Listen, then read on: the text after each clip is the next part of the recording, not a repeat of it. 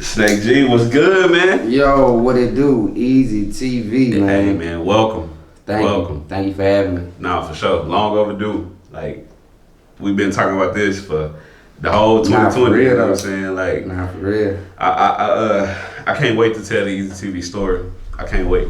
So that's coming soon. As soon as we hit 1K on YouTube, the world will find out who I am. We up in here. You know what I'm saying? But they don't gotta know right now. Yeah, no, for sure. You know what I'm saying? Yeah. As y'all know, whoever watching this, we are live from the studio, from my home studio. You know what I'm saying? Sir. So, bro, pull it up on me. We're finna get to it. Yes, sir. Now, first and foremost, I want to say, man, stay showing love.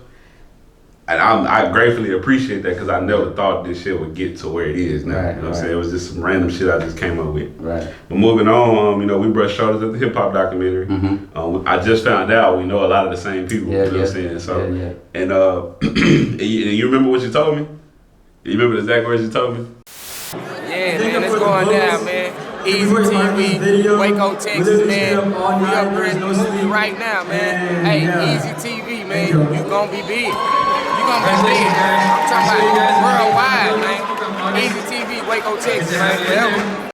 I told you this shit was gonna be big. Facts. I told you it was Facts. gonna be big. Facts. I knew it. I knew it as soon as I met you. I'm like, yeah, this shit right here finna be big. Facts. I still got the clip to this day. I'm gonna put it out one day. Put it in my in the 2020 intro. For sure. You know what I'm saying? So, but the other thing I want to say is I kind of let you down a little bit. I'm gonna explain why. All right. So, you know, you would tell me, don't stop. Be consistent with this shit. What I was dropping 3-4 videos a day sometimes, and it got to the point where I was starting to run out of content, and then the pandemic happened. So it's like, fuck. All right. You know what I'm saying? So I didn't want to give the people consistency and then just all of a sudden on, you know what I'm saying? So, but anyway, moving on, I want to say sometimes you got to step away for a second to do what you don't want to do, so you can make time to do what you do want to do. Right. So, you know what I'm saying? But now, the name Snake, right, is usually associated with some sort of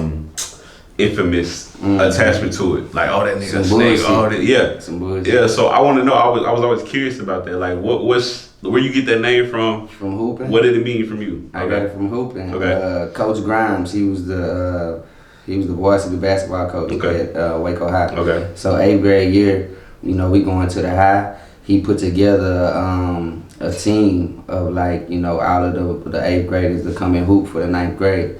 And he didn't know my name. And shit, I'm getting steals and layups. He's like, oh, that's the little Snake right there. And it just stuck. You know what I'm saying? So it just was Little Snake for the longest. And then as I got older, I'm like, man, shit, how can I represent my street name and my regular name? So my last name started with a G. So it's just Snake G. With the dollar sign. Yeah, I spell easy the same way. With the dollar sign. Yeah, you know what I'm saying? And I got that from the OG Too Short. Okay. You know what I'm saying? A lot of people, they get it from Currency, which is, I'm a big fan of Currency. Yeah. Shout out Spitter. Yeah, I'm a big Jet Life, you know what I'm saying? But I got it from Too Short. Straight up. You know what I'm saying? Big fan of Too Short. He don't get enough respect, man. I don't care what nobody say. Now, man, let's take it back, man. You know, we from the city. Yeah. You know what I'm saying? Let's talk about the younger days, man. Man. What type of shit was Snake into then, man? Shit, back then, it was just hooping. Okay. That's all I wanted to do. Point guard? Hoop. Yup. Okay. That's all I ever played was point guard. I did a little shooting guard every now and then. But basketball and going to school, you know what I'm saying? I had a normal upbringing. My parents split when I was like about 7. Okay. So then it was just me and my T-lady. Pops moved out to Oklahoma City to take care of my grandmother, which is his mom. Okay. You know, she had a heart attack, defibrillator and pacemaker she had to get. So, you know, he was the only child like I was. So that was his mama. Went out there and did his thing. You know, I would come out to Oklahoma City on the summers.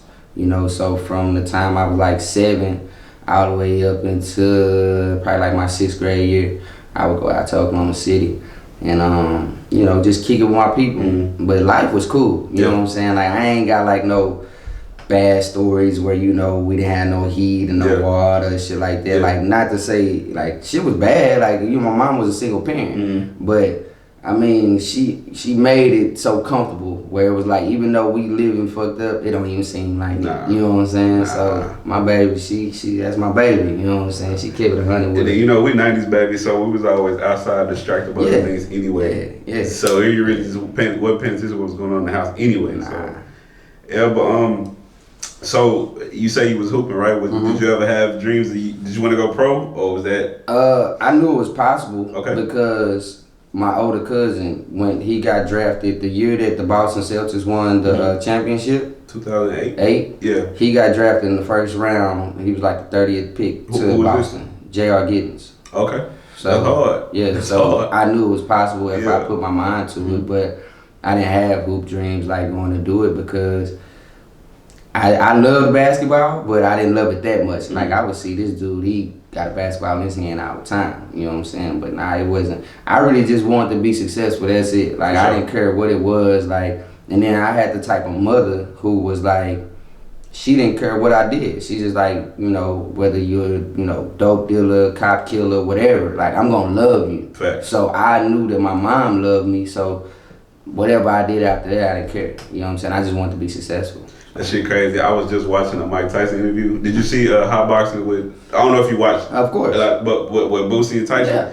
Do you remember when Tyson was like, what he say? The love that your mom gives you.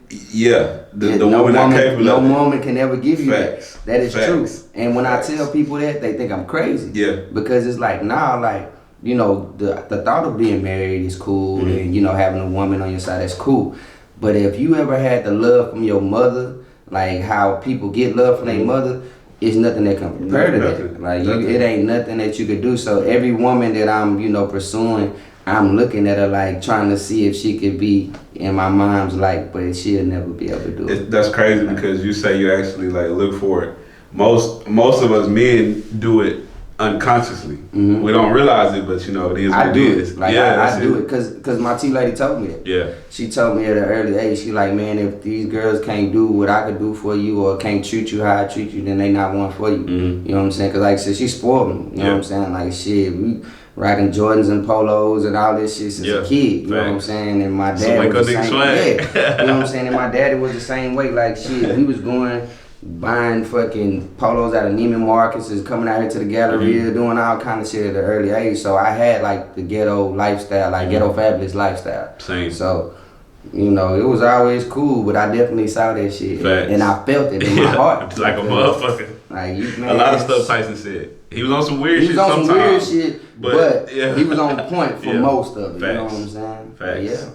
Yeah. Just like one more thing he said, oh, everything your mother do is for you. For you. I made a status about that. What the girls do is for them. For her survival. Yeah. Everything for you is for your survival. That shit crazy. You know, and that's crazy. My T lady calling me right now. You know what I'm saying? Oh wow. Yeah, she hit me right now. But we need to speak these millions in existence too. Man, we gonna speak them. You know what I'm saying? Facts.